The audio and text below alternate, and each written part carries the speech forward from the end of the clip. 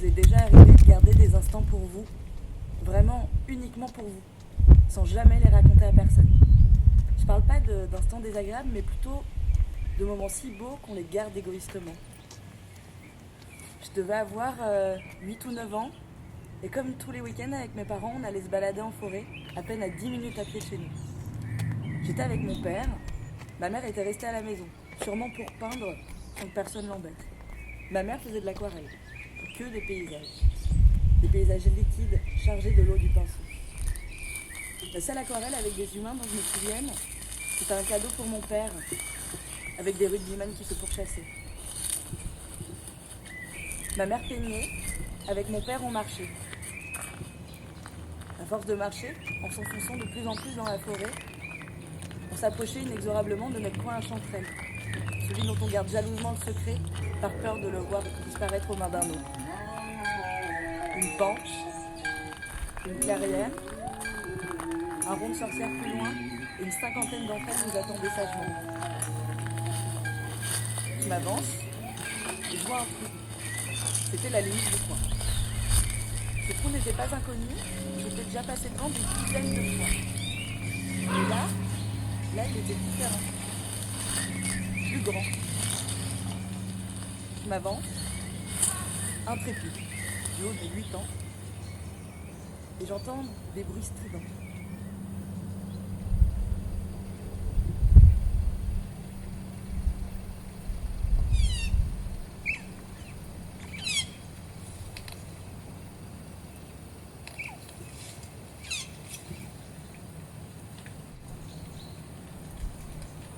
Des grognements. J'appelle mon père, qui devait être en train de couper des champignons avec son couteau. Couteau que j'ai toujours d'ailleurs. Je l'ai tout le temps dans mon sac à main. Je me suis toujours dit que c'était assez étrange de constamment avoir un couteau dans son sac à main griffé. Quand je prends l'avion, il faut que je pense à l'enlever. Il a un petit étui en cuir camel, avec un compartiment spécial pour son fusil à aiguiser. Je le lave jamais. J'ai trop peur de faire partir la teinture rouge et verte de son manche en bois. Il est surtout là comme un souvenir, un gris-gris qui coupe des champignons uniquement pendant des pique-niques déjà ramassés. Bref. Je m'approche avec mon père et on entend de plus en plus ces bruits. Des bruits que j'avais jamais entendus.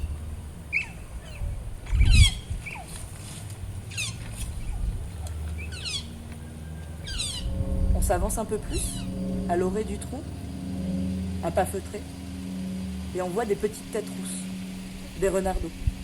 Il devait y en avoir 2. Et puis, d'un coup, on entend un son bien différent, plus dangereux, un son pour nous faire partir. Du haut de mes 8 ans, il venait d'en haut. Alors je lève la tête, et je vois un renard beaucoup plus grand. Et il n'avait pas du tout envie que je sois là.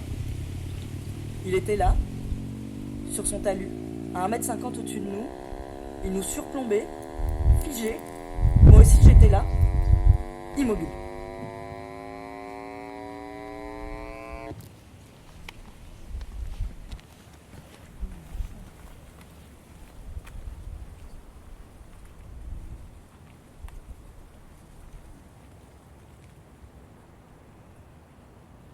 Je sais pas combien de temps ce face-à-face a duré. Mon père a dû me prendre par la main et on a reculé, tout doucement, sans mouvement trop brusque. Et puis on était de retour au niveau des rondes de sorcières. Et on a repris notre cueillette. Mais on n'avait plus envie. On avait envie de rentrer et de raconter ce souvenir à ma mère. Et c'est là que le souci des souvenirs apparaît.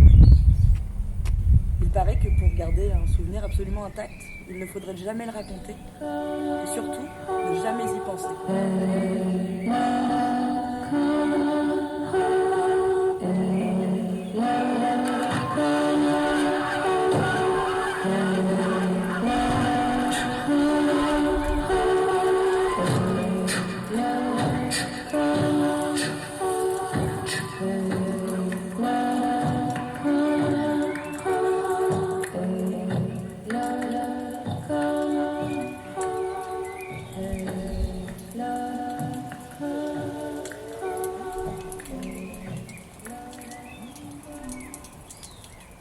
il y a 20 ans. Et la question que je me pose aujourd'hui, c'est qu'est-ce qui est vrai dans cette histoire? En tout cas, qu'est-ce qui est semblable à ce qui s'est réellement passé? Je me souviens d'une rencontre, de petits bruits, et d'un renard me surplombant. Mais est-ce que c'est pas juste mon cerveau qui a créé ces images?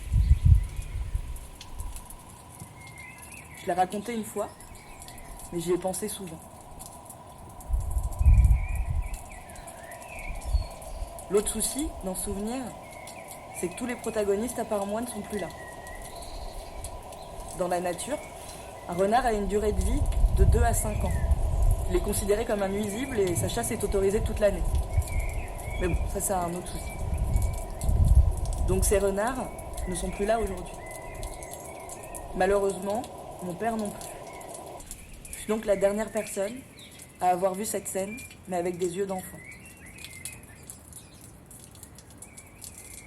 Ma mère, la seule personne à qui on a raconté ce face-à-face, donc celle qui a entendu ce souvenir avec le moins de modifications, même si en fait rien que le fait de le raconter une fois change le souvenir, puisqu'on raconte pas tout, on sélectionne, les sons sont pas les mêmes. Ma mère avait dû se créer ses propres images par rapport à son propre passé, à ses modèles de référence. Donc ma mère, le patient zéro de notre souvenir, n'est plus là non plus pour me le raconter. Je me retrouve donc, 20 ans plus tard, avec un souvenir qui est peut-être totalement faux. Peut-être que rien ne s'est jamais passé, et que mon cerveau a créé des images et des souvenirs, des sensations. Ce renard, posé sur son talus, magnifique. L'odeur de la forêt et des champignons.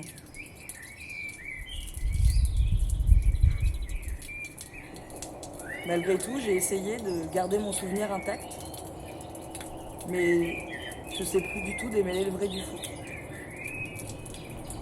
Un souvenir si intact qu'en fait il m'échappe totalement.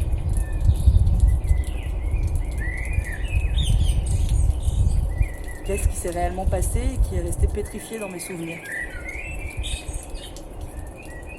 Cette pose de renard, je n'ai pas pu l'imaginer. Quoique. Cette sensation d'être toute petite. Est-ce que cette rencontre a vraiment eu lieu? Est-ce que c'était ce couteau qu'on a utilisé pour ramasser les champignons?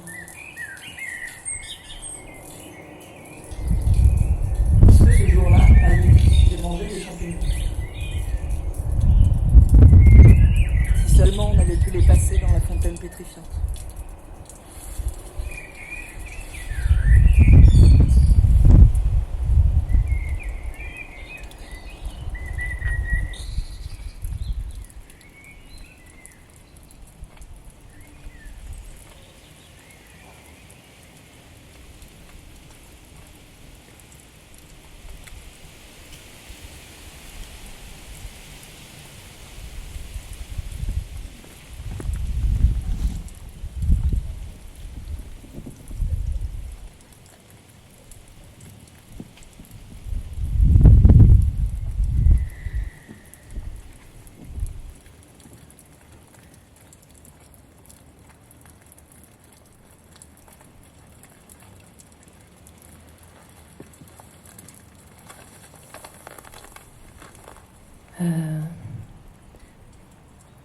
Je crois que j'ai oublié quelque chose.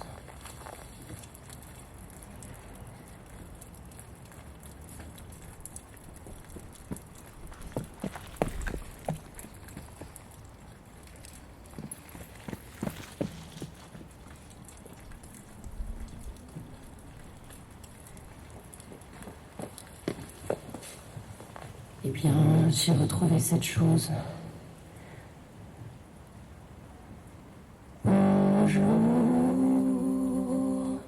Bonjour à tous, cela me fiche car qui êtes-vous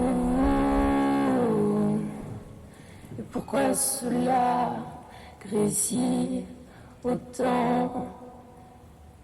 C'est autant de faire un peu son chemin alors.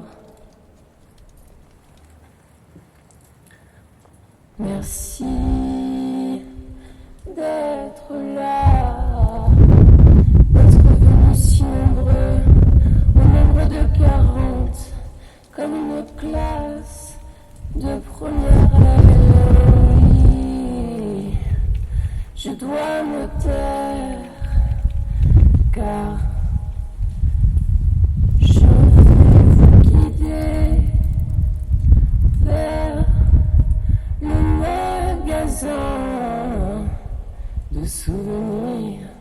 Ouais. Est-ce que ça va, vous? Oui. Je vois dans vos yeux que ça va. Alors on y va. C'est parti.